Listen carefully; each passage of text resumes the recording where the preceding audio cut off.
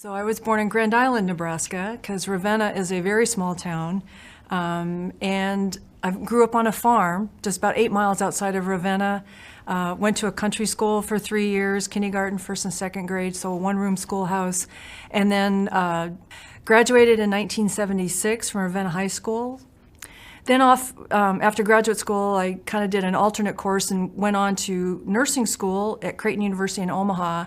And there was a lot more influence there. There was a lady in the Navy who was in our course. There was 3 or 4 others who had planned on joining the Army. So I got set up with a recruiter. I did this without telling my family. But the process was actually pretty easy. Again, my recruiter that I worked with was wonderful. Again, open and honest and very forthcoming with all the information. He was helpful in getting my first set of uniforms. So I was all ready to go to Officer Basic course. As soon as everybody left my apartment after I commissioned and took the oath of office, I called my parents.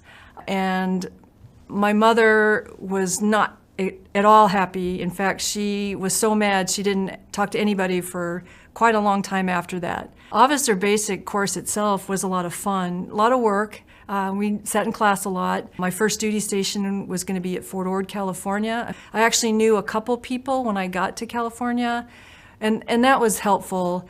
But it was still my own doings to find my own apartment, to get settled, to receive my stuff, to understand with the Army and start learning how to be an officer.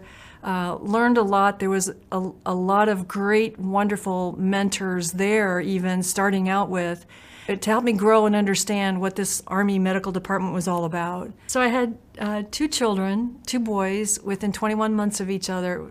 So when they were young, very young, I didn't work full time. And so I had a lot of time to spend with them. I only worked part-time. They really did well. One weekend a month going out to the field to do training exercises really wasn't that big of a deal at that point. But it certainly gave another layer of thought process to everything that I did. Desert Shield, Desert Storm came up. My youngest son, Jake, was only a little over 2 years old, so it was quite challenging to leave. That was probably one of the hardest things I've ever done in my life, is to leave them when they were so young. I had moved to St. Louis, Missouri, and I started the Command and General Staff College, the reserve component part. So I would go to class every Thursday night with many folks who were working at HRC, Human Resources Command St. Louis. And it made me think a lot, and talking with them, how much an opportunity it would be if I could apply for the AGR program, the Active Guard Reserve program. Talk about broadening my scope of what the Army and the Army Reserve was all about. Sitting at the desk, talking with soldiers every day and making a difference in their careers, getting them into schools, getting them promoted. It was really exciting. And then I was able to move up to the Deputy Director of Health Services Directorate, and just the influence and the ability to work with more soldiers in a broader capacity was awesome. But even more so than that, I was able to deploy as a Task Force Med Commander with the 3rd Medical Command Deployment Support into Kuwait. And for 11 months, I was the commander of the OCP, the Operational Command Post Forward, in Kuwait, where I worked directly for 3rd Army, or ARCENT, as the Task Force Med Commander in that area, as the Assistant Surgeon General for Reserve Affairs at OTSG. That position was also, and it still is, also dual-hatted as a Deputy Commanding General of the Army Reserve Medical Command. Having had a lot of experience with Office of the Surgeon General and MedCom, I was very comfortable going into that role. I believe that I am the first female general officer to serve in a division command headquarters as a commander of a division of a medical organization. I'd like to say that that's been easy, but it hasn't. It's still a very much of a male-oriented culture. So it's, I feel like I have to be better than the guys, if you will. But on the other hand, my staff and the people around me, the support that I've received has been awesome. And I've had great leaders and mentors that are female 3 stars and 4 stars that just continue to push and to support those of us that serve in uniform as female general officers.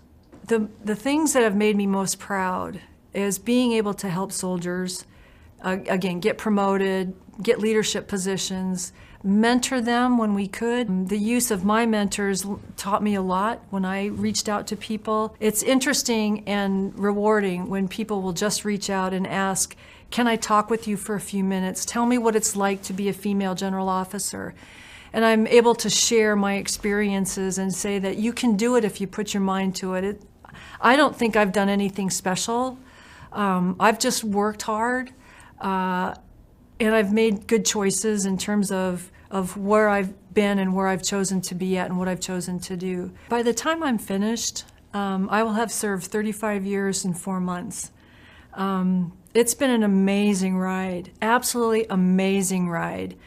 I think some of the lessons that I've learned most is to challenge yourself, to challenge myself, and to get out of my comfort zone.